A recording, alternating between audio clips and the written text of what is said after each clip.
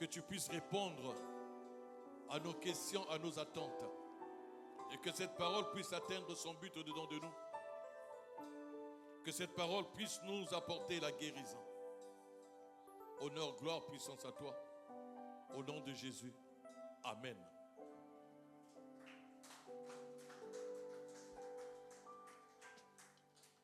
Nous vous saluons tous dans le nom de notre Seigneur et Sauveur Jésus-Christ. Nous allons prendre nos Bibles dans le livre de Matthieu au chapitre 16. Je commencerai par le verset 13. Je m'arrêterai au verset 18. C'est notre test de base. Jésus, étant arrivé dans les territoires de Césarée de Philippe, demanda à ses disciples: Qui suis-je au dire des hommes, moi le Fils de l'homme? Ils répondirent: Les uns disent que tu es Jean-Baptiste, les autres, Élie, les autres, Jérémie ou l'un des prophètes. Et vous, leur dit-il, qui dites-vous que je suis? Simon-Pierre répondit: Tu es le Christ, le Fils du Dieu vivant. Jésus, reprenant la parole, lui dit: Tu es heureux, Simon, fils de Jonas, car ce ne sont pas la chair et le sang qui t'ont révélé cela, mais c'est mon Père qui est dans les cieux. Et moi, je te dis que tu es Pierre, et que sur ce roc je bâtirai mon église, et que les portes de séjour des morts ne prévaudront point contre elle. Matthieu chapitre 7. C'est pourquoi quiconque entend ces paroles que je dis et les met en pratique sera semblable à un homme prudent qui a bâti sa maison sur le roc. La pluie est tombée, les torrents sont venus, les vents ont soufflé et se sont jetés contre cette maison. Elle n'est point tombée parce qu'elle était fondée sur le roc. Mais quiconque entend ces paroles que je dis et ne les met pas en pratique sera semblable à un homme insensé qui a bâti sa maison sur le sable. La pluie est tombée et les torrents sont venus, les vents ont soufflé et ont battu cette maison. Elle est tombée et sa ruine a été grande.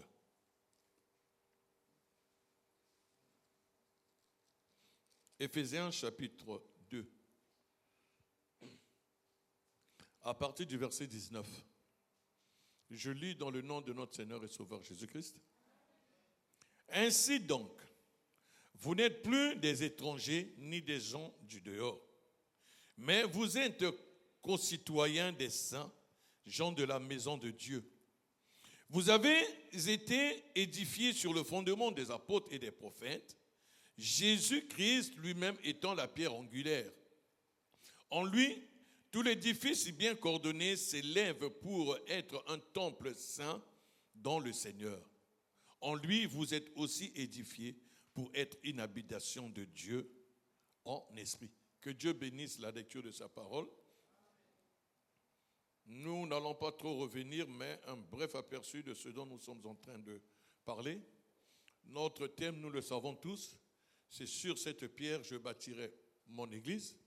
Dans d'autres traductions, c'est marqué sur ce roc, je bâtirai mon église. Alors c'est la déclaration que le Seigneur Jésus-Christ a eu à dire à Pierre. Et cette déclaration, il a commencé en quoi faisant? Il a d'abord commencé à leur poser la question de savoir qui il est, lui, le Fils de l'homme. Mais il ne leur pose pas la question à eux directement. Il leur pose la question, qu'est-ce que les gens du dehors disent? Parce que qu'on le veut, qu'on le veuille ou pas, notre témoignage à nous ne dépend systématiquement pas de ceux de la maison. Il y a des gens de l'extérieur qui ont un témoignage sur nous et aussi des gens de la maison qui ont un témoignage sur nous. Et ce qui est vrai, c'est que les deux témoignages ne concordent jamais, parfois pas à 100%. Ceux de l'extérieur ont une autre vision en ce qui nous concerne et ceux de ta famille aussi ont une autre vision de ce qui te concerne. Mais Parfois, ceux de l'extérieur disent la vérité. Parfois, ceux qui sont avec toi dans la maison se trompent.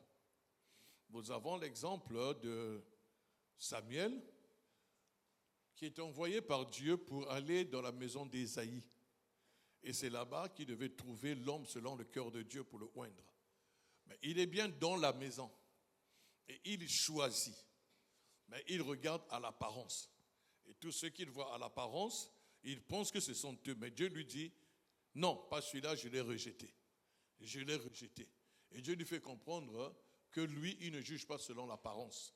Et son choix, ce n'est ni selon l'apparence. Et c'est alors que David, qui était hors de la maison, il y a eu le témoignage de Dieu. C'était lui l'homme selon le cœur de Dieu. Je dis cela pour dire que ta vie, ma vie, nos vies, que tu le veuilles ou pas, le témoignage des gens de dehors aussi compte. Aujourd'hui, même lorsque un bien-aimé veut se marier, que tu le veux, que tu veuilles ou pas, le témoignage de l'extérieur dira quelque chose. Les gens du dehors vont dire quelque chose sur toi. Même si nous devons élever un ministre, un frère, et prier pour lui, afin qu'il puisse travailler maintenant dans le ministère, il y a le témoignage des gens de l'église et il y a le témoignage aussi de l'extérieur. Même tes parents charnels peuvent être invités et donner un témoignage de ta personne. Même tes amis doivent donner un témoignage qui tu es. Pour que l'on sache aussi et que ça permette que tu puisses avancer. Alors nous voyons que Jésus, pour aller accomplir son œuvre, il a besoin de ces deux témoignages.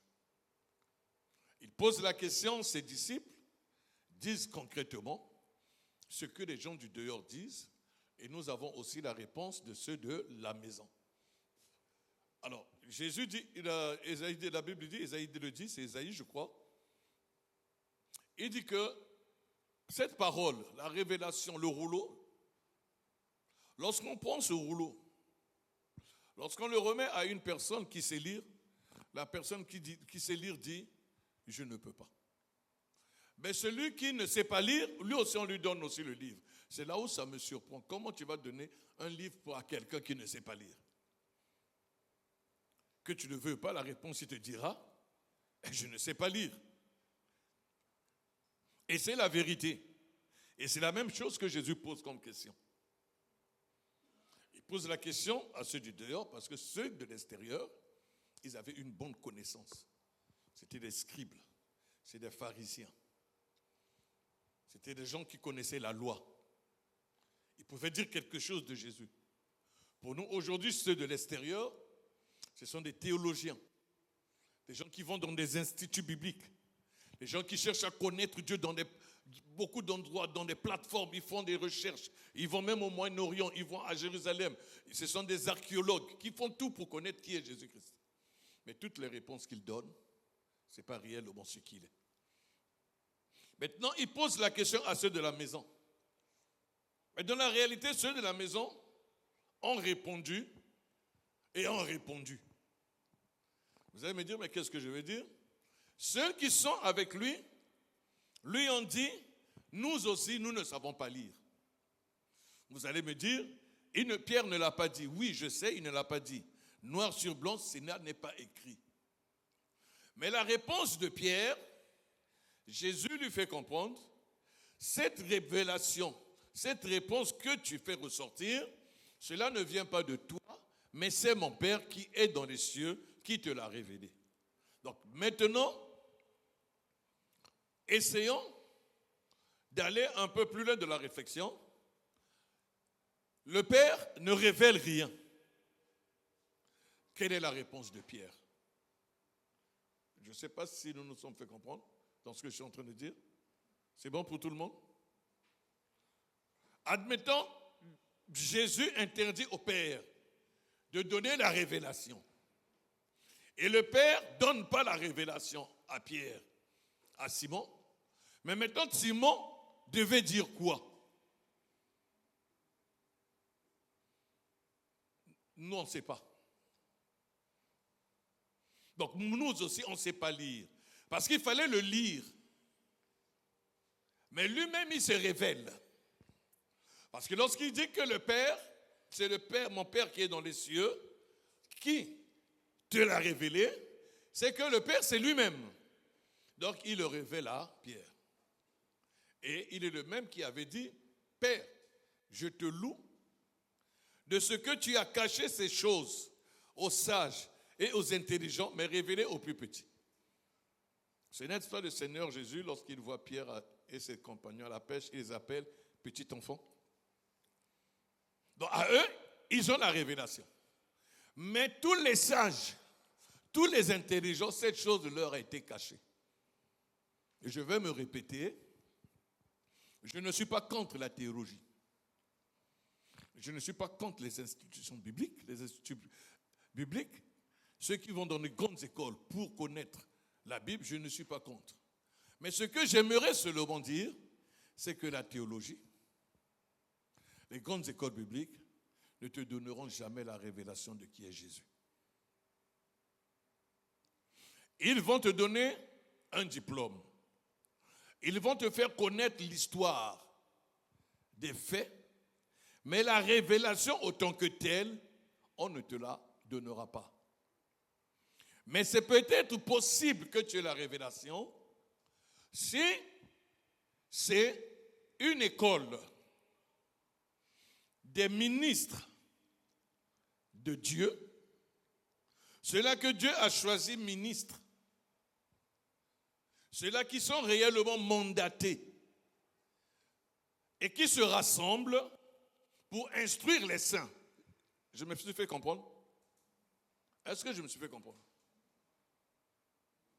Mais si c'est une faculté où nous nous inscrivons, parce que parfois, parmi ces professeurs en théologie, il y a aussi des païens.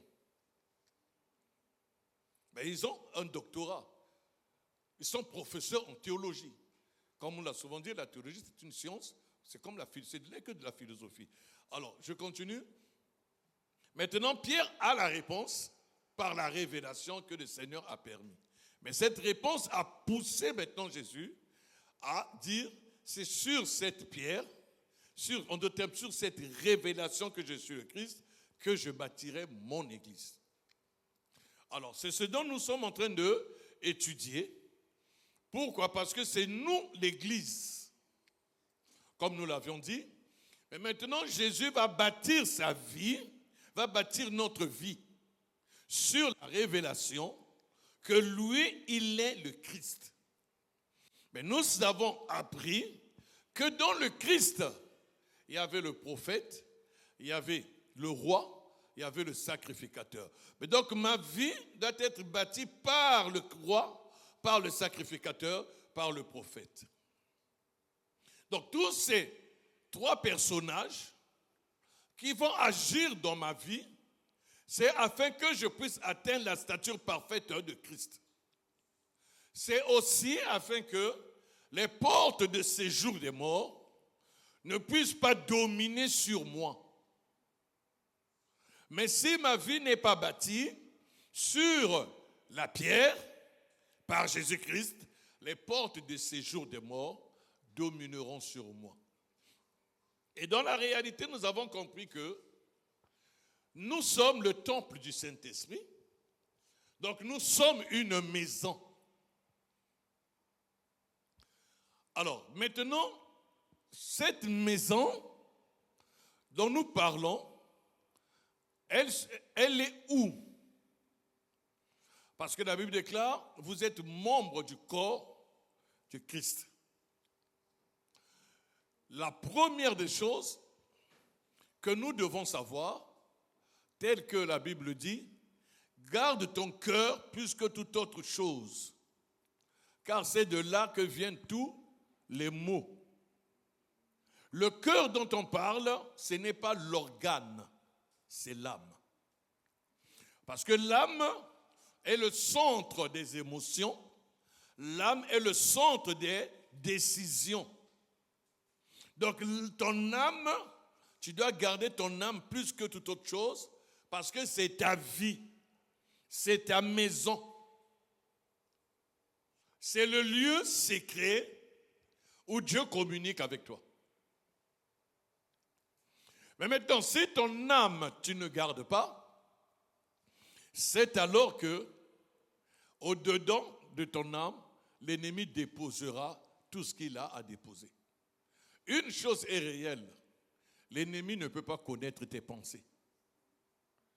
Mais une chose est vraie, il peut déposer ses pensées au-dedans de toi.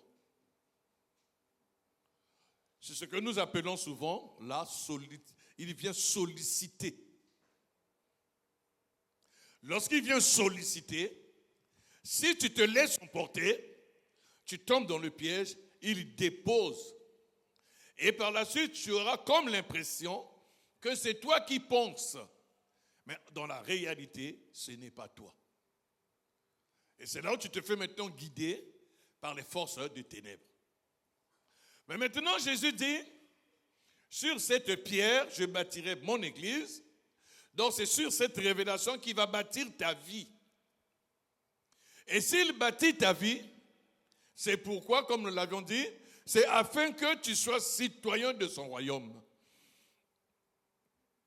Lorsqu'il va bâtir ta vie, sur cette révélation, sur cette parole, ce n'est pas pour le mariage. Ce n'est pas pour le travail, seulement pas pour ces choses. C'est la vérité que nous devons les obtenir, mais c'est pour la vie éternelle. Voilà pourquoi lorsqu'il parle,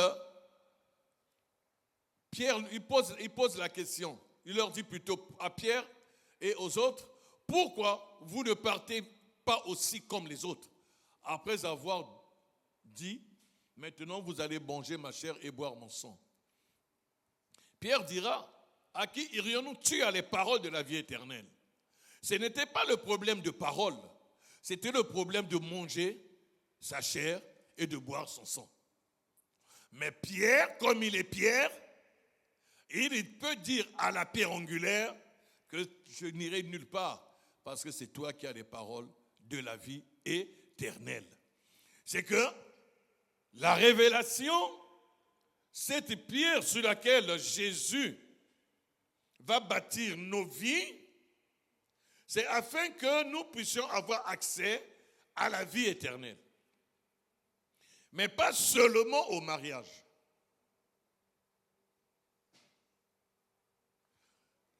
La foi, nous l'avions dit tout dernièrement, est une ferme assurance des choses qu'on espère et la démonstration de celles qu'on ne voit pas. Toute chose que nous espérons, lorsque nous l'obtenons, est-ce que pouvons-nous encore espérer? Non. Tout ce dont tu as besoin, dès que tu l'obtiens, est-ce que tu vas encore espérer pour obtenir cette chose? Non, tu l'as déjà eu. Mais la vie éternelle, tant que nous sommes sur cette terre, tant que nous sommes des saints, nous espérons toujours. Voilà pourquoi la Bible dit que les anciens sont morts dans cette espérance-là. Les anciens sont morts dans cette espérance. Est-ce qu'il y a des épouses ici? Des épouses? Il y en a? Vous êtes nombreux, hein? Ok. Vous voulez que je vous dise quelque chose? Je vais vous dire, hein? La majorité de toutes les épouses qui sont là, lorsque je les vois aujourd'hui, lorsque je vais chez elles, vous savez en quoi je suis surpris? C'est que votre espérance était le mariage. Je vous dis la vérité. Parce qu'avant le mariage, avant que vous soyez des épouses, vous étiez dans la jovialité. C'est des femmes belles qui s'entretenaient. Maintenant qu'elles sont mariées, il faut les voir. Je me pose la question, est-ce qu'il fallait qu'elles se marient ou pas?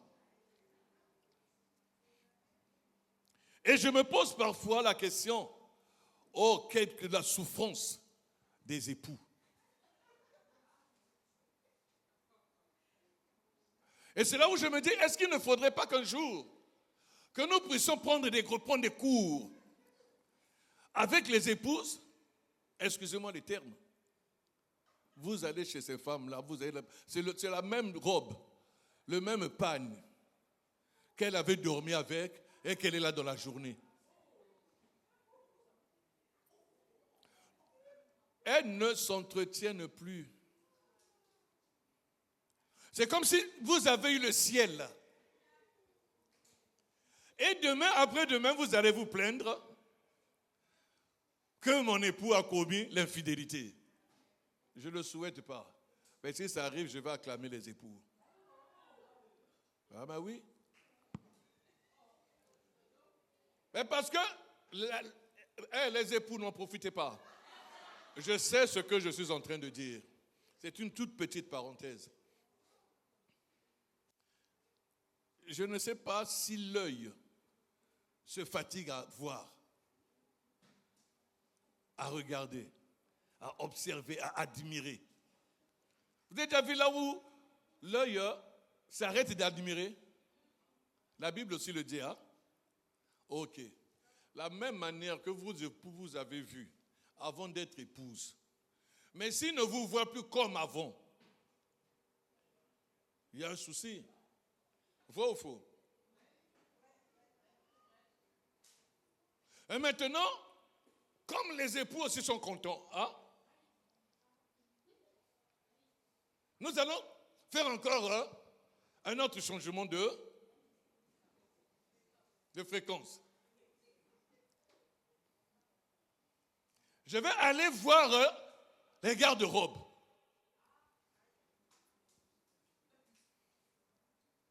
Je me fais comprendre. Parce que c'est ce que l'épouse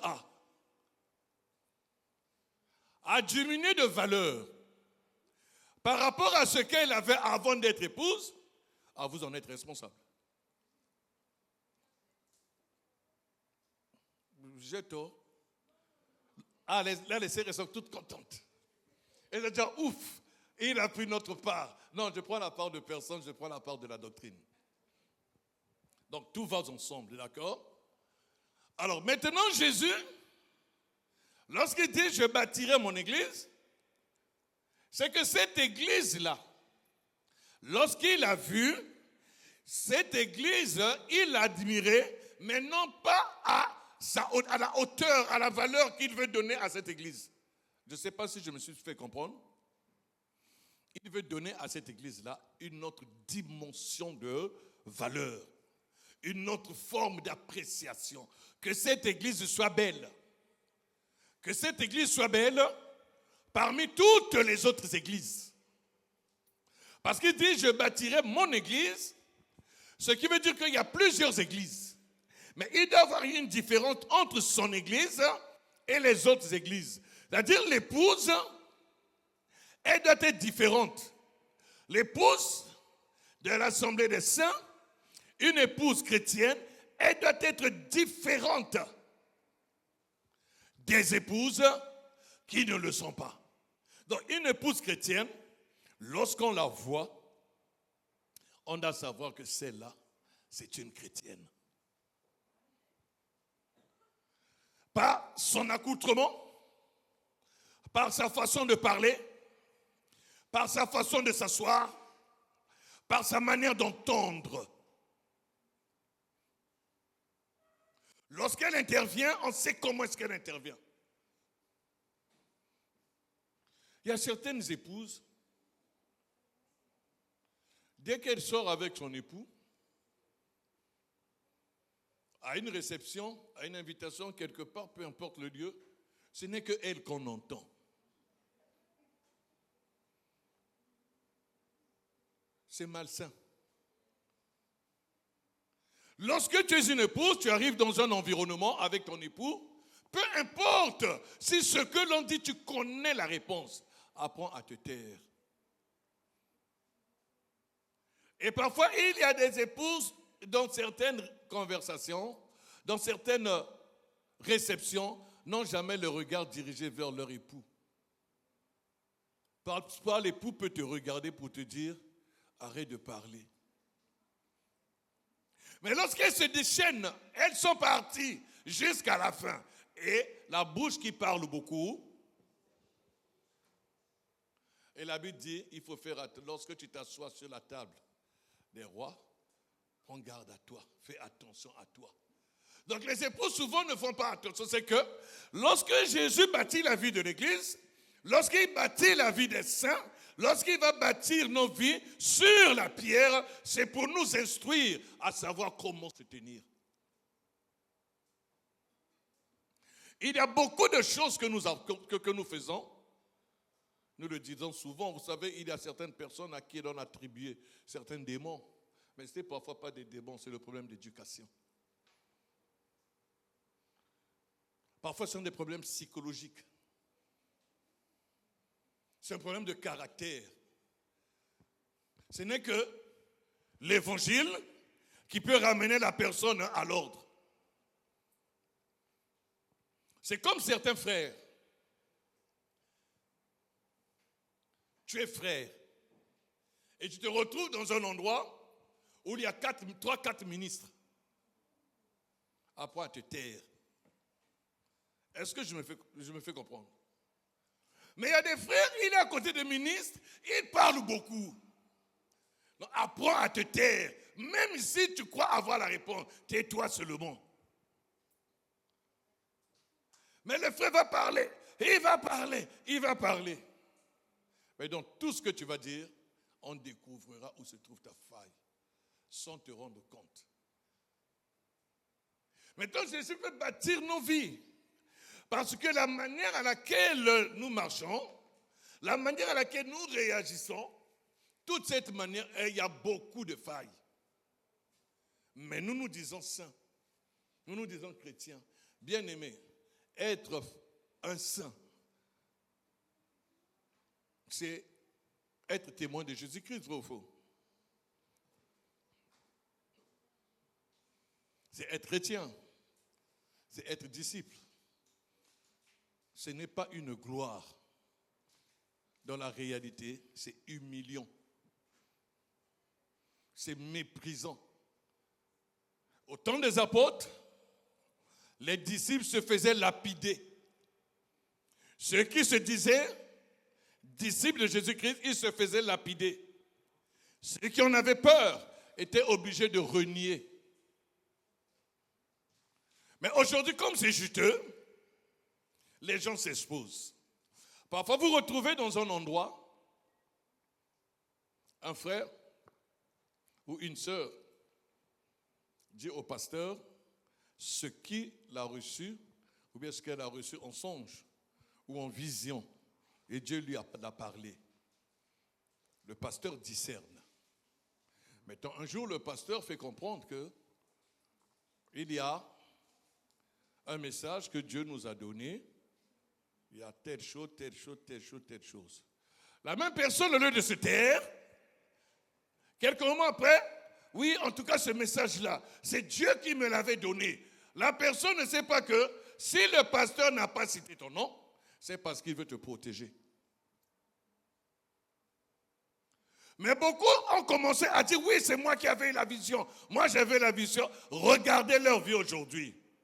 Les démons les ont défigurés. Je me fais comprendre. Je donne seulement quelques petits détails pour montrer l'importance que ta vie doit être bâtie. Voilà pourquoi Jésus veut bâtir nos vies. Il y en a certains qui ont dit, oh oui, c'était moi. Dieu m'avait montré quelques jours après. Mal à la tête, mal au dos, tension élevée, il y a telle maladie. On mène la personne à l'hôpital, elle fait scanner, IRM, fibroscopie, il n'y a rien. Mais la maladie est là. La maladie est là. Après, tu es obligé de dire à la personne, apprends à te taire. La Bible dit, soyez prompt à écouter et long à parler. Donc, si ta vie n'est pas bâtie par Jésus-Christ sur la pierre, tu t'exposes à beaucoup de dangers. Parce que celui dont sa vie est bâtie sur la pierre n'est pas debout dans le mauvais sens, mais est comment? Assis, vêtu dans le bon sens. Je me fais comprendre. Assis, vêtu dans le bon sens.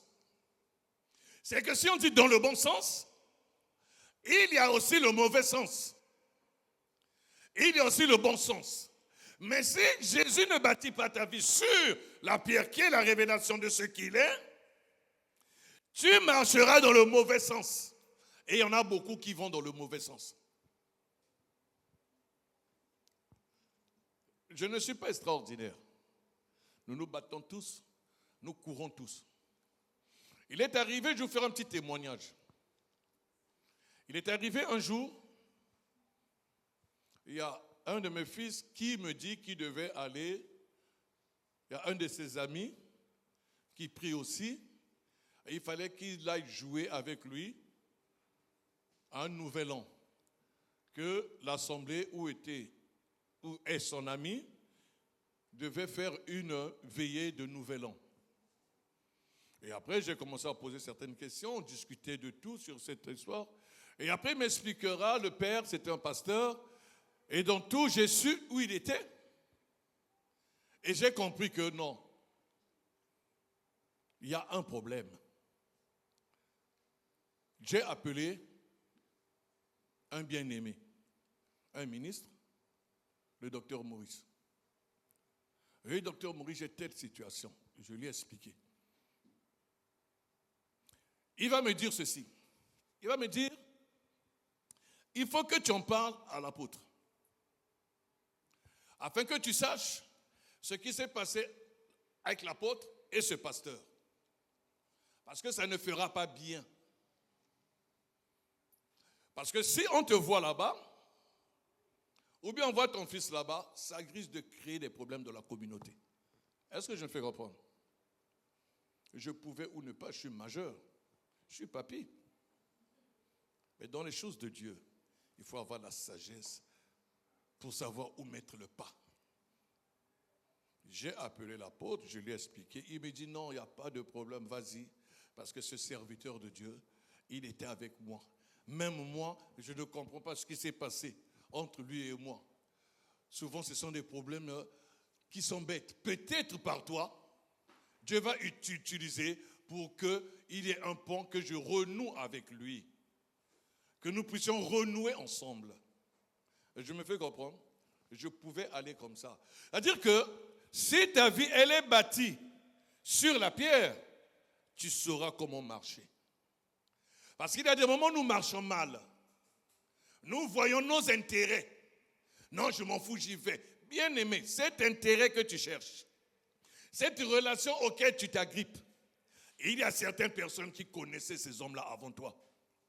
Je ne sais pas si je me fais comprendre. Voilà pourquoi il ne faut pas s'agripper à cause de mon intérêt. Bien aimé, aucune porte pour nous les saints te sera ouverte sans l'Éternel. Il n'y en a pas. Je me suis fait comprendre. Ah, je ne me suis pas bien fait comprendre. Toutes les portes qui nous sont ouvertes, c'est l'intervention de l'Éternel. Je dis surtout pour nous les saints.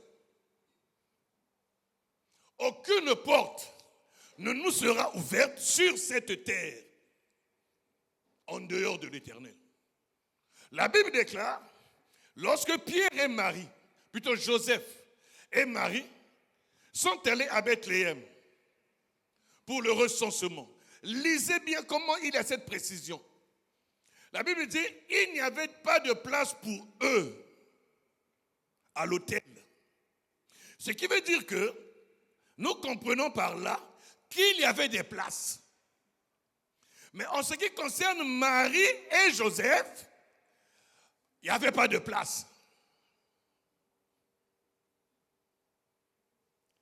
Pour nous les saints sur cette terre, il n'y a pas de place. Est-ce que tu comprends? Il n'y a pas de place. Mais pour eux-mêmes, il y a des places. Mais donc, lorsque je force une relation, sans l'Éternel, sans écouter, sans voir les anciens, bien aimés, je vais avoir l'impression que la porte m'était ouverte, mais dans la réalité, dans ma marche, ça sera un tunnel où derrière une porte va se refermer et devant il y aura une porte refermée, je me retrouverai dans un labyrinthe. Beaucoup de chrétiens se sont retrouvés dans ce genre de labyrinthe. Mais il dit, sur cette pierre, je bâtirai mon église. En d'autres termes, sur cette révélation, il va bâtir ta vie. Pourquoi faisons-nous ainsi? C'est parce que nous ne croyons pas que nous avons que dans le Christ, il y a le roi. Dans le Christ, il y a le souverain sacrificateur. Dans le Christ, il y a le prophète. Et si nous savons que dans le Christ, il y a toutes ces choses, le roi est là pour donner des ordres afin que les portes nous soient grandement ouvertes. Est-ce que nous saisissons? Mais comme nous n'avons pas bâti notre vie n'est pas bâtie sur le Christ, c'est la raison pour laquelle nous-mêmes, nous cherchons des rois. Et c'est là où nos vies deviennent compliquées. Maintenant, Jésus dit, sur cette pierre, je bâtirai mon église. Mais maintenant, son église doit être bâtie sur la révélation qu'il est le Christ. Donc lui-même, il bâtit sa vie, plutôt mon église, sur lui-même. Est-ce que je me fais comprendre? Il bâtit ma vie sur lui-même. Nous comprenons?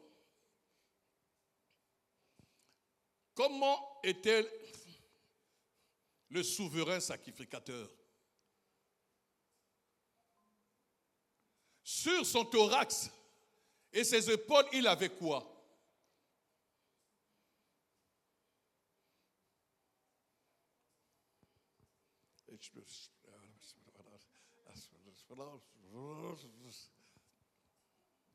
Donc, sur son thorax, il y avait des pierres.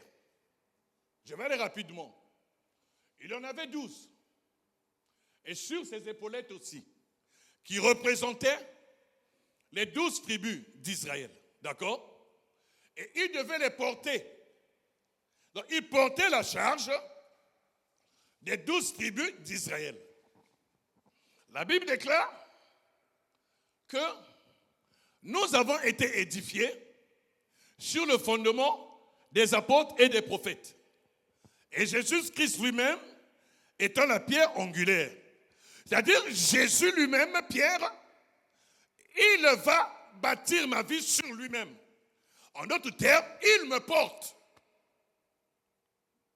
Il me porte sur son thorax, il me porte sur son épaule. Nous comprenons. Voilà après il dit, sur les 100 brebis, s'il y a une brebis qui est perdue, il va laisser les 99 et il va chercher celle qui est perdue. Et il la met sur son épaule. Donc c'est que lui, Jésus, lorsqu'il dit à Pierre, à Simon, fils de Jonas, en disant que tu es Pierre, sur cette pierre, je bâtirai mon église. Donc il lui fait comprendre que, bien qu'il est Simon, mais il est aussi une pierre. C'est même une pierre que portait le souverain sacrificateur, ces pierres précieuses. Donc Simon, il est une pierre précieuse. Et comme étant cette pierre précieuse, il doit la porter. Donc il doit bâtir sa vie sur lui-même. Le Christ, je me fais comprendre? Est-ce que toi-même tu sais que tu es une pierre précieuse? Et le problème c'est que, est-ce que tu es fier, tu es content que Jésus te porte? Mais avez-vous déjà vu, bon souvent ça arrive, hein, que l'enfant, vous le portez. Je sais que ça vous est déjà arrivé. Mais bon, ça arrive souvent, ça nous est souvent arrivé. L'enfant, tu le mets sur tes épaules. Tu marches avec lui, tu le mets au cou. Et il voit la destination. Et il te fait comprendre que papa, la tour Eiffel, elle est là. Est-ce qu'il a menti? Il n'a pas menti. Mais il y a une chose qui l'échappe. Il ne connaît pas le chemin. Parce que la tour Eiffel, tu peux la voir. Mais le chemin pour aller à la tour Eiffel, ce n'est pas tout droit parce que tu as vu la tour Eiffel là. Donc l'enfant sur les épaules peut dire, la tour Eiffel, elle est là. Mais papa, il sait que la tour Eiffel, ce n'est pas tout droit. Il y a des chemins à prendre. Et la finalité, l'enfant peut pleurer. Mais papa le calme pour lui dire, on continue, on continue. Et l'enfant reste là jusqu'à ce qu'ils arrivent à la tour Eiffel. J'ai pris cette illustration pour dire quoi? Pour dire que si nous acceptons être portés par lui, Jésus, même si tu as l'impression de voir la tour Eiffel, laisse-le t'emmener sur le vrai chemin. Laisse-le t'emmener. Voilà pourquoi il est dit dans le livre des Actes des Apôtres, il se cache afin qu'on le cherche en tâtonnant, bien qu'étant proche de nous. L'Éternel Dieu sera toujours proche de toi. Toujours proche de nous. Alors lorsqu'il dit je bâtirai mon église, c'est que cette église-là dont il veut bâtir sur cette pierre, c'est toi, c'est moi. Mais qu'est-ce qu'il a vu? Il a vu des failles. Et dans ces différentes failles qu'il a eu à voir, il doit nous emmener à la perfection. Voilà pourquoi Pierre dit, vous, au contraire, je vais quand même lire ce texte.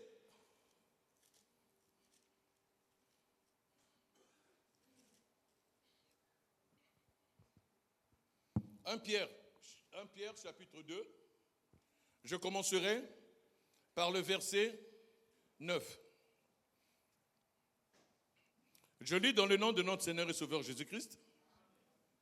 Vous, au contraire, vous êtes une race élue, un sacerdoce royal, une maison, une nation sainte, un peuple acquis, afin que vous annonciez les vertus de celui qui vous appelait des ténèbres à son admirable lumière. Vous qui autrefois n'étiez pas un peuple, et qui maintenant êtes le peuple de Dieu, vous qui n'avez point obtenu miséricorde, et qui maintenant avez obtenu miséricorde. La Bible dit, là où je vais insister un peu, il dit,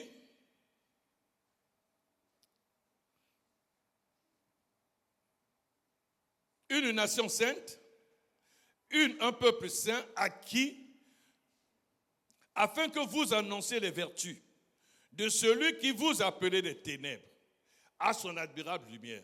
C'est que Jésus, il est celui-là qui nous appelait des ténèbres à son admirable lumière. Ce qui veut dire quoi? Ce qui veut dire que si nous séparons, admettons le tableau en deux, cette partie nous l'appelons ténèbres et cette partie nous l'appelons lumière.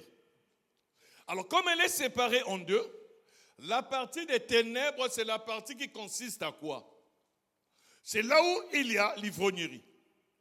C'est là où il y a la vie de débauche. C'est là où il y a toutes sortes de vies impures. Mais maintenant, ce côté, c'est l'admirable lumière. Mais maintenant, lorsque nous lisons le livre de Jean,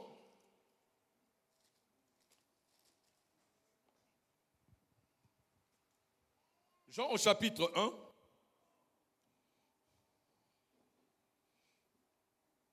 je vais prendre le verset 5. Bon, je vais monter un peu plus haut au verset 3. Je lis dans le nom de notre Seigneur et Sauveur Jésus-Christ. Toutes choses ont été faites par elle et rien de ce qui a été fait n'a été fait sans elle. En elle était la vie et la vie était la lumière des hommes.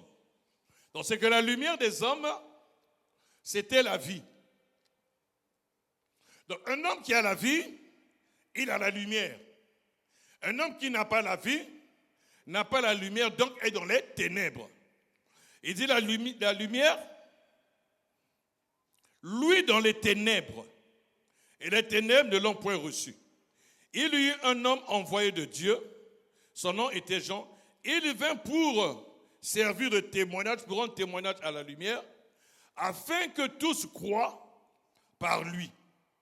Alors, il n'était pas la lumière, mais il parut pour rendre témoignage à la lumière. Cette lumière était la véritable lumière qui, en venant dans le monde, éclaire tout homme. Alors, la Bible dit que cette lumière était la véritable lumière. Si la Bible dit cette lumière-là, elle était la véritable lumière, nous comprenons par là qu'il y a des fausses lumières. Si cette lumière était la véritable lumière, je me répète, nous comprenons par là qu'il y a des fausses lumières. Maintenant, la vraie lumière, c'était celui dont Jean était venu rendre témoignage. Bien que Jean n'était pas la lumière, mais Jean a rendu témoignage à la lumière.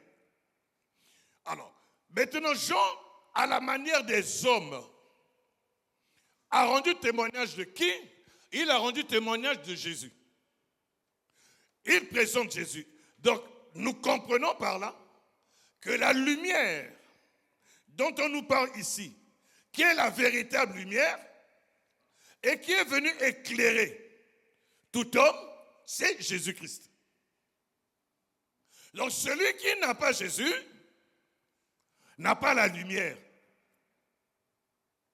Celui qui n'a pas Jésus est dans les ténèbres. Voilà pourquoi j'ai dit, si nous séparons le tableau, de ce côté nous mettons ténèbres et ici nous mettons lumière. Maintenant la Bible dit, il nous a appelés des ténèbres pour nous emmener à son admirable lumière. Et comme nous savons qu'il y a la vraie lumière et qu'il y a la véritable lumière, donc la lumière où nous allons, ce n'est pas n'importe quelle lumière, mais c'est l'admirable lumière. C'est la véritable lumière. Je ne sais pas si nous avons un peu l'explication du mot admirable.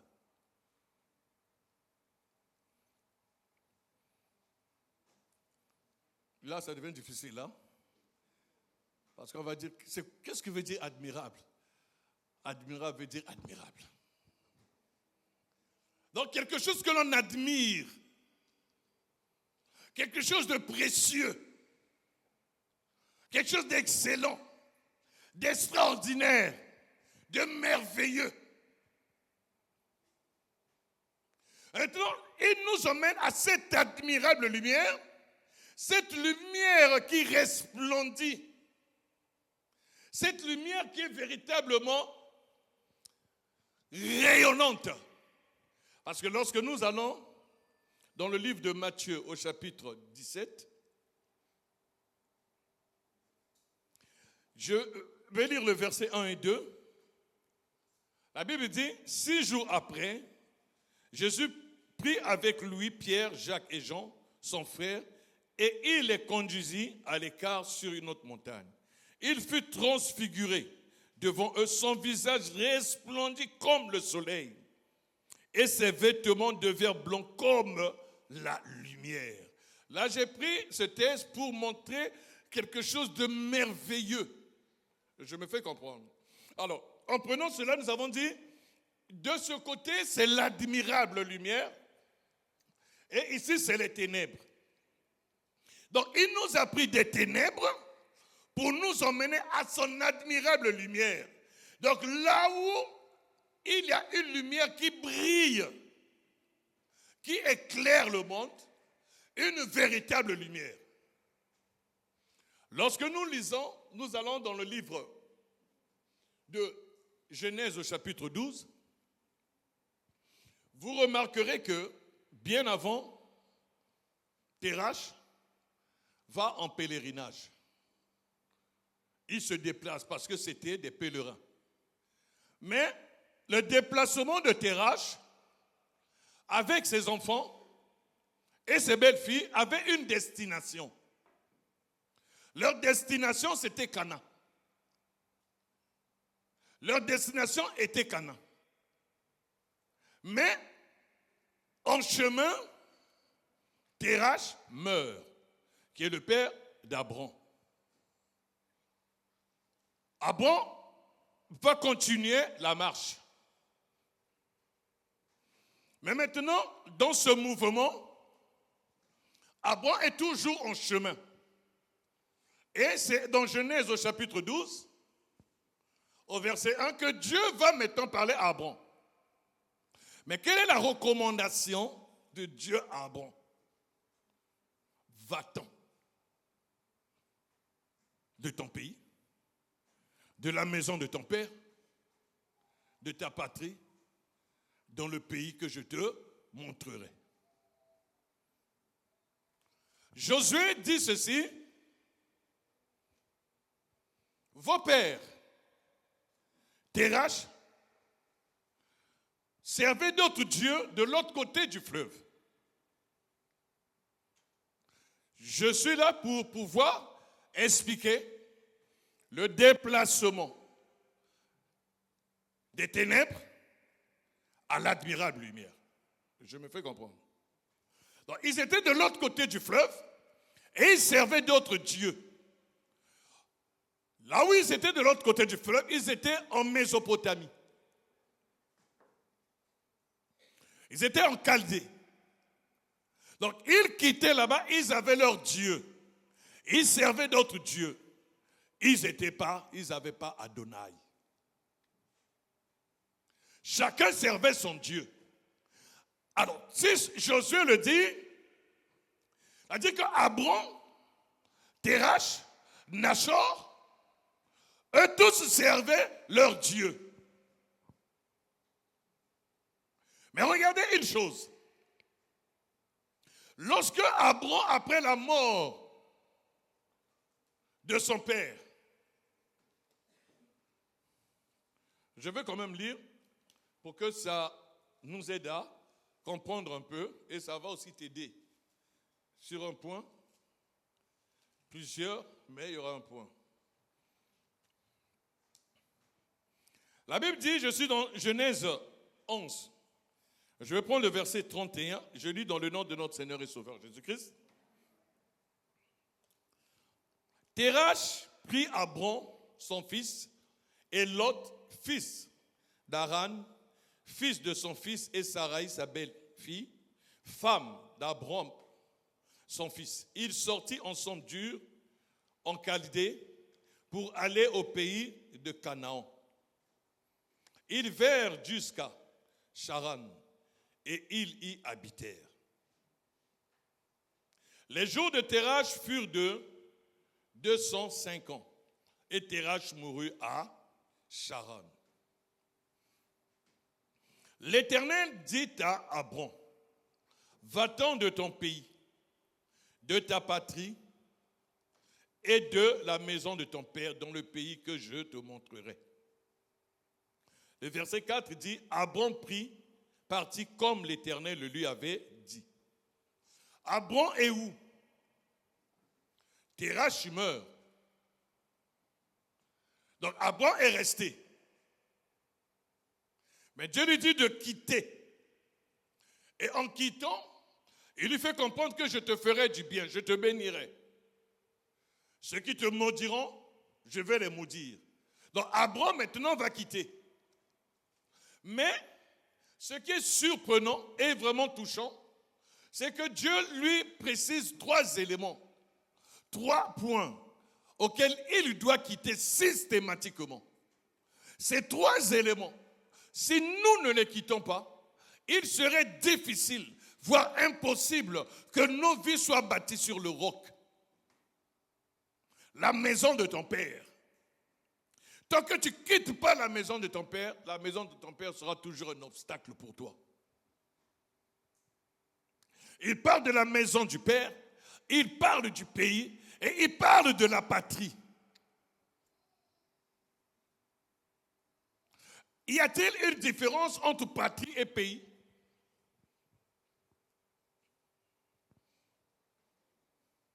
Est-ce qu'il y a une différence entre patrie et pays?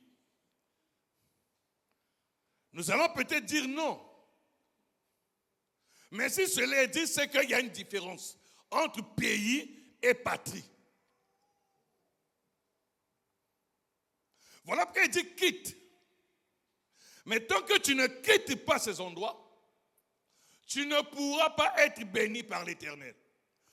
Alors maintenant, comme j'ai dit, cette partie c'est les ténèbres, et ici l'admirable lumière. C'est ici où il y a la maison du Père. C'est ici où il y a le pays. c'est ici où il y a la patrie.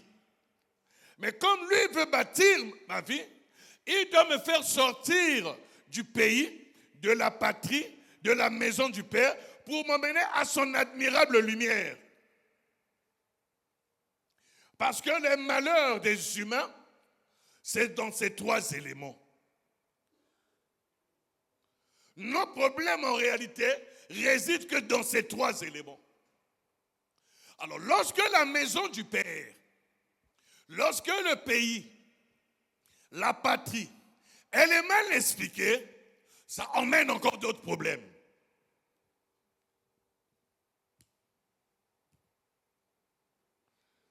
Il y a beaucoup de frères ici qui sont mariés, non? Il y a beaucoup de sœurs ici qui sont des épouses. Est-ce que vous habitez encore chez vos parents? Vous avez quitté. Il y a même certains célibataires qui ne vivent plus chez leurs parents. Et pourquoi les problèmes demeurent? C'est un problème qui réside dans l'âme.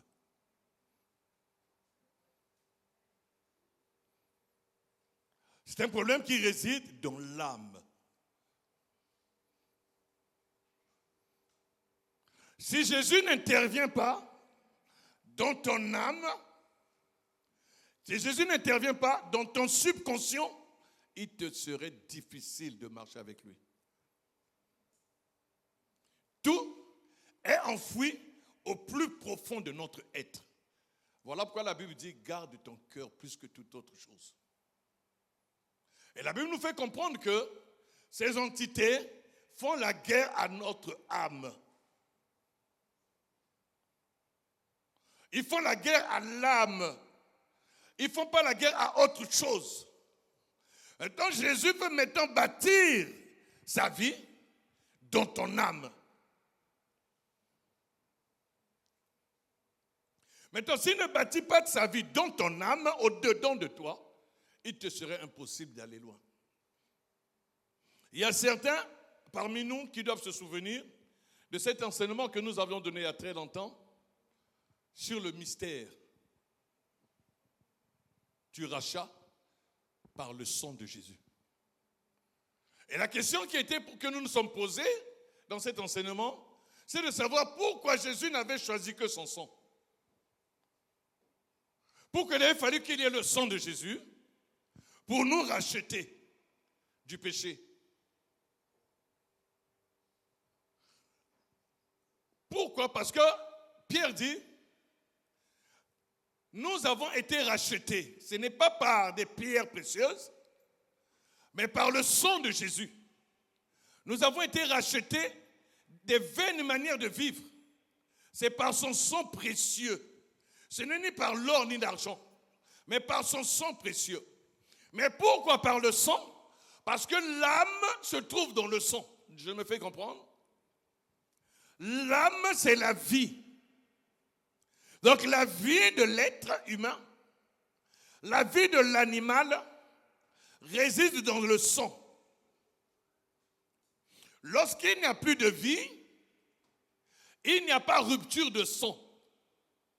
C'est que la vie est cet élément qui est invisible, mais qui se trouve dans le sang. Lorsque la vie quitte le sang peut continuer à couler. Vous allez aller à la morgue. On va faire l'autopsie d'un mort. 5 jours après, ceux qui feront l'autopsie, il y aura toujours le sang qui va couler. C'est-à-dire Jésus, en me rachetant par son sang, il m'a communiqué sa vie.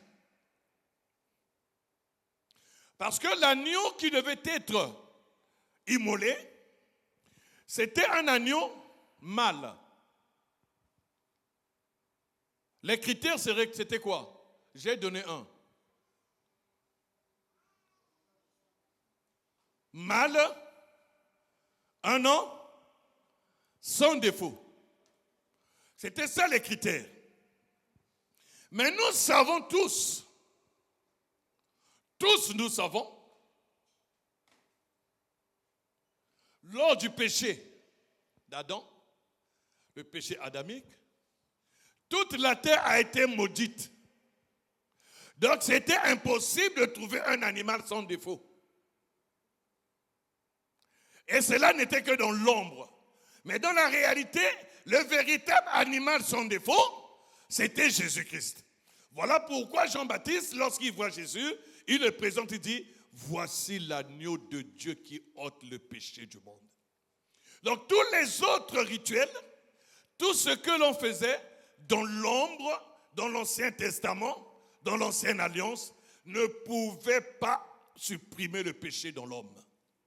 Mais seul l'agneau de Dieu, qui avait été prédestiné avant la fondation du monde, mais qui devait se manifester à un temps précis, Jésus-Christ, c'est lui qui pouvait nous ôter du péché.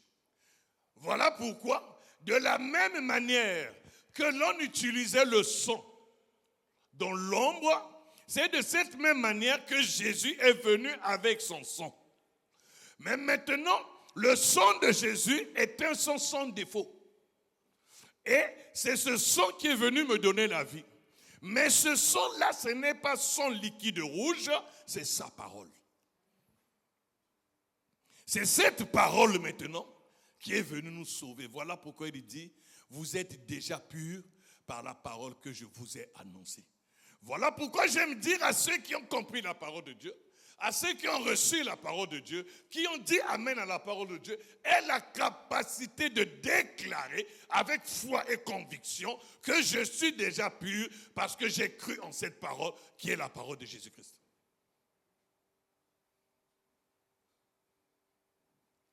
Maintenant, lorsque nous sommes de ce côté des ténèbres, pour nous aujourd'hui, c'est le lieu où il y a toute la débauche. Tout ce que nous appelons débauche, c'est les ténèbres. Tout ce qui est vu du péché, c'est les ténèbres. La haine, la rancœur, le mensonge, le vagabondage sexuel, le lala, tout.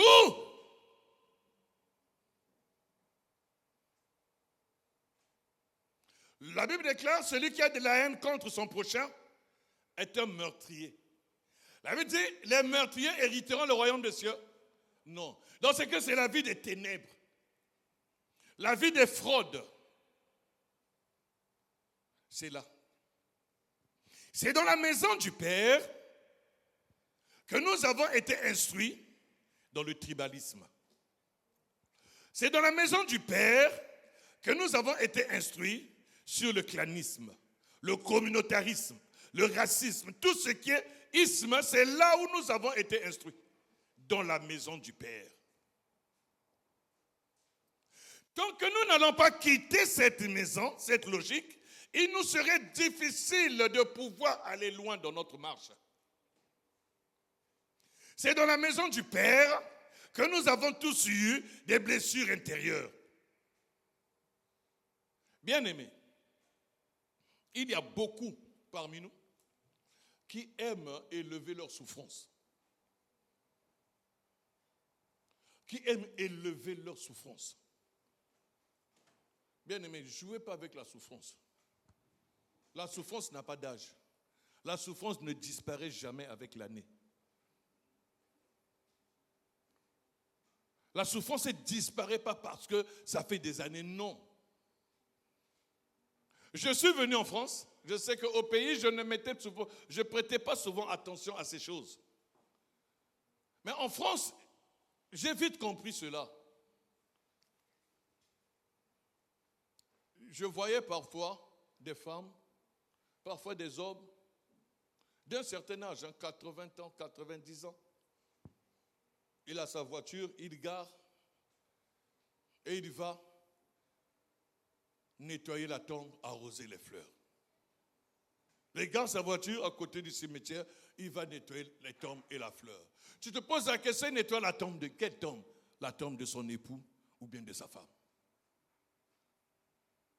Et il y va souvent. Vous lui posez la question, oh non, je vais nettoyer la tombe de mon épouse. Je vais nettoyer sa tombe. Il faut qu'elle soit propre. Elle aimait beaucoup de propreté. Elle aimait les fleurs, que ces fleurs soient arrosées. Est-ce que vous comprenez? Vous pensez qu'il va là-bas parce qu'il n'a rien à faire? C'est la souffrance. Est-ce que je me fais comprendre? Mais parfois, tu regardes la tombe, tu vois la date, et tu dis, quoi? Ça fait 25 ans, 30 ans que sa femme est morte? Non, il y va, c'est une souffrance. Donc la douleur de vivre maintenant seule, sans la personne qu'elle aimait. Voilà pourquoi je donne cet exemple pour montrer que personne n'a une souffrance qui dépasse la souffrance de l'autre. Nous avons l'impression de lever nos souffrances. Nous avons l'impression de dire que c'est nous autres qui souffrons. Bien aimé, une souffrance est une souffrance. Si vous ne voulez pas me croire, on va faire une expérience. C'est plus simple. Je vais appeler Sandrine et je vais appeler Sherline. Une, je vais lui donner un coup de poing et l'autre, je vais la taper avec la guitare. Est-ce que la personne qui recevra le coup de poing va dire que ça fait pas mal? Les deux vont souffrir. Aucun ne dira, non, moi tu m'as tapé. Oui, l'autre a dit, tu m'as tapé avec la guitare. L'autre dira, tu m'as tapé avec un coup de poing. Mais en réalité, les deux souffrent. Je me fais comprendre dans cette illustration. Pour dire que dans les ténèbres, là où est-ce qu'il y a, dans les ténèbres, c'est le lieu où il y a la blessure intérieure. Les ténèbres, c'est le lieu où il y a la vengeance. La vengeance n'appelle que la vengeance. Toute personne qui veut se venger finira toute sa vie qu'à se venger. Là, je ne vous mens pas. Si tu as tendance à te venger, tu finiras toute ta vie à te venger. Mais maintenant, tous ceux qui sont dans les ténèbres, il y a parfois certaines personnes qui n'aiment pas la vie du ténèbre, mais sont dans les ténèbres. Mais qui cherchent, ou bien qui ont cherché tous les moyens nécessaires pour sortir du ténèbre, mais n'ont jamais pu sortir du ténèbre. Et voilà pourquoi il dit, il nous a appelés des ténèbres, vous saisissez, pour nous emmener à son admirable lumière. Parce que dans les ténèbres, chacun priait son Dieu. Dans les ténèbres, chacun élevait ce qu'il aimait. C'est dans les ténèbres où il y a l'ivrognerie. C'est dans les ténèbres où il y a la drogue. Bien aimé, il y a des gens qui pensent que si je vais m'enivrer la nuit, je vais oublier les problèmes. C'est vrai, lorsque tu seras sous, tu vas tout oublier. Tu vas tout oublier, tu vas tomber, tu vas vomir, tu vas dormir. Tu vas même dormir dans tes vomissures. Lorsque tu vas te réveiller, lorsque l'ivresse va partir, c'est alors que tu vas seulement pas voir là où tu as dormi, mais les problèmes là vont revenir. Voilà pourquoi ma grand-mère me disait, mon petit-fils, un jour tu seras sous. Elle dit, en tout cas, grand-mère jamais. Il dit, si, les hommes sont toujours sous. Un jour tu seras sous. Mais sache que la femme est saoule plus que la boisson. Elle dit comment? Il dit oui, parce que lorsque tu seras sous, le lendemain tu vas te réveiller. Mais si la femme te saoule, tu dors dans l'ivresse, tu te réveilles dans l'ivresse. Parce que la souffrance de la femme, c'est à vie. Hein? Si tu n'as pas Jésus, c'est AVC. Alors, je ne donne pas la souffrance, je n'attribue pas la souffrance à la femme autant que telle. C'est une illustration, c'est un exemple. Pour montrer que la souffrance mentale, la souffrance interne, si Jésus n'intervient pas dans ta vie, elle restera. N'avez-vous pas lu? Jésus arrive à Béthanie. Il fait appel à Marthe et Marie. Et lorsque Marthe et Marie arrivent pour aller vers Jésus, qu'est-ce que les gens n'ont pas dit? Les gens qui étaient venus consoler Marthe et Marie, ce sont les mêmes qui disent ils sont encore allés au tombeau. Mais ils étaient venus les consoler, pourquoi? Pour ne plus qu'ils aillent au tombeau. Mais celui qui t'empêchera à aller au tombeau. Celui qui viendra t'aider à ne plus jamais aller au tombeau, c'est Jésus-Christ. Parce que lorsque Jésus est arrivé, Marthe et Marie sont allés au tombeau. C'était pour prendre Lazare et retourner au village. Je me fais comprendre? C'est-à-dire, si Jésus intervient dans ta vie, la souffrance que tu as, c'est lui qui va panser cette plaie. Et c'est lui qui va la guérir. Voilà pourquoi il nous appelle des ténèbres. Tu ne pourras pas sortir des ténèbres avec ta propre force. Tu ne pourras pas sortir de tes problèmes avec ta propre force. Quelle que soit la déception, quel que soit tout ce que tu as subi, tu ne pourras pas sortir avec ta propre force. Tous ceux qui ont essayé, ils ont réussi pendant un moment donné et après ils sont tombés. Parce que c'est dans la maison du Père que tu as appris l'ivrognerie. C'est dans la maison du Père, dans la patrie, dans le pays, que tu as appris l'impudicité, que tu as appris l'adultère, que tu as appris toutes ces choses. Combien sont ces hommes, combien sont ces femmes qui ont décidé de sortir de la vie du vagabondage sexuel par leur propre force? Ils sont sortis, amen, ils ont dit, ils sont sortis, mais quelques jours après, ils sont encore retournés. Et après, tu te poses la question, mais comment tu as fait?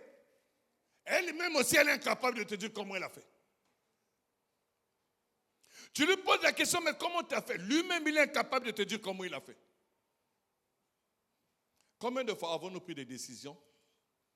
J'abandonnerai avec l'alcool. J'abandonnerai avec la vie de débauche. J'abandonnerai avec cette vie de vagabondage sexuel, avec cette vie d'injure, de fraude, de malhonnêteté, de foubrerie. J'abandonnerai cette vie. Combien de fois? Mais après, tu retombes toujours. Ce n'est pas seulement parce que la chair elle est faible, c'est parce que tu le prends avec tes propres initiatives. Il n'a pas dit que tu quitteras les ténèbres pour son admirable lumière. Il a dit, il nous appelle des ténèbres. Il nous prend des ténèbres pour nous emmener à son admirable lumière. Parce que lorsque c'est lui qui te prend, il rassure ton lendemain. Il fait tout en afin que tu puisses y retourner. Mais si tu y vas par ta propre force, par ta propre volonté, détrompe-toi, tu y retourneras. Parce que le travail se fait d'abord dans le subconscient. Le changement d'endroit, le changement d'environnement, à la manière des humains, d'une manière physique, ne te délivre en rien. Beaucoup ont changé de place. Beaucoup ont changé de ville pour fuir une tierce personne. Beaucoup se sont cachés pour ne plus voir telle personne. Mais je ne te mens pas, le diable est rusé. Il mettra sur ton chemin, pas la même personne, mais une personne comme elle. Et après tu te poses la question, mais qu'est-ce qui m'arrive? Non, si Jésus n'intervient pas, tu y retourneras toujours. Voilà pourquoi Dieu dit ceci pour Israël. Il dit non, je ne le ferai pas passer par le chemin le plus court, mais je le ferai passer par le chemin le plus long. Pour ne pas qu'ils voient la guerre. Et s'ils voient la guerre, ils vont chercher à retourner. C'est que si Dieu lui-même t'entraîne, les difficultés que tu verras sur le chemin auquel l'Éternel t'entraîne ne te permettra pas d'y retourner. Mais si tu prends ton chemin toi-même, lorsque tu verras des difficultés, tu retourneras. Quel que soit quoi. Lorsque tu verras des difficultés, tu retournes. Combien sont ceux-là qui disent, si je savais, je serais resté là-bas. Si je savais, je n'aurais pas dû. Si je savais, je n'aurais pas dû. Et la finalité, il retourne. Je préfère retourner là-bas. Mais un enfant de Dieu, il sait que c'est la main de l'Éternel. Tu vas te lever maintenant, nous allons nous arrêter là. Nous allons nous arrêter. Tu vas te lever pour dire merci au Seigneur. Et tu vas dire au Seigneur, comme tu as dit que tu vas bâtir ma vie, prends-moi des ténèbres pour m'emmener à ton admirable lumière. Là où tu es, toi-même tu connais les ténèbres auxquelles tu t'y trouves. Toi-même tu connais ces ténèbres. Si c'est le mensonge, si c'est la colère, si c'est la haine, Dis Seigneur, fais-moi sortir de là. Élève ta voix maintenant, mon frère. Là où tu es, prie maintenant, prie. Si ton ténèbre, c'est ton ego, si c'est la colère, si c'est l'égoïsme, si c'est les commérages, prie l'Éternel. Dis Seigneur, fais-moi sortir de là. Dis Seigneur, fais-moi sortir de là. Fais-moi sortir de là. J'ai essayé par ma propre force, mais je n'ai pas réussi. Élève ta voix. Prie là où tu es, prie là où tu es. Demande l'aide de ton Dieu. Demande l'aide de ton Créateur maintenant, afin qu'il te fasse sortir de là. Il n'y a que toi seul, Seigneur, qui a la capacité. Parce que ta parole dit, mes brebis me connaissent. Ils entendent ma voix et ils la reconnaissent. Oui, nous allons reconnaître ta voix. Parce que tu nous appelles par notre propre nom. Comme tu as dit, que c'est sur cette pierre que tu bâtiras ton église. Et ton église aujourd'hui, les stratégies que tu utilises, les ustensiles que tu utilises pour bâtir nos vies, c'est ta parole. Que cette parole vienne maintenant résonner dans nos cœurs. Que cette parole vienne résonner au-dedans de nous. Jésus de Nazareth, viens nous faire sortir. Viens nous faire sortir parce que nous n'avons que toi. Merci Seigneur. Merci mon Dieu. Nous allons louer notre Dieu pendant au moins 2-3 minutes avant de clôturer. Nous allons louer l'Éternel parce qu'il nous a parlé. Nous allons louer l'Éternel parce qu'il nous a instruits. Et il vient nous faire comprendre que c'est lui qui va bâtir réellement nos vies sur les principes de sa parole.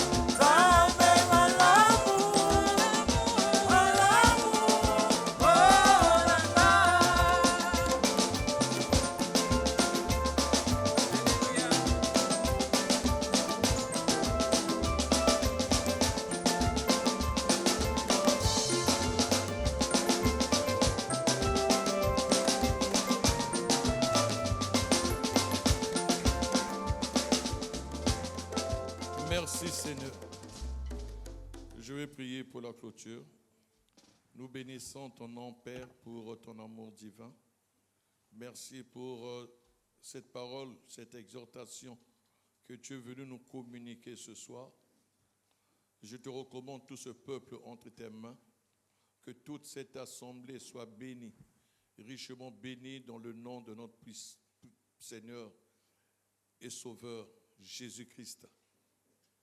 Le chemin de retour de ce peuple entre tes mains. Bénis aussi ceux qui nous suivent en ligne. Père très saint, je te recommande tous les saints du monde entier. Je te recommande aussi tes serviteurs qui te servent en esprit et en vérité. Soutiens-les et donne-leur la force de continuer à œuvrer pour la gloire de ton saint nom. Bénis, Père très saint, tous ceux qui étaient au service. Je te recommande tout ce que tes enfants ont déposé dans cette corbeille entre tes mains. Que tout cela soit utile pour l'avancement de ton œuvre. Et bénis tous ceux qui ont mené ce qu'ils avaient. Donne-leur au centuple tel que ta parole le recommande. Gloire, honneur, puissance à toi. Dans ton nom puissant Jésus, j'ai ainsi prié. Amen.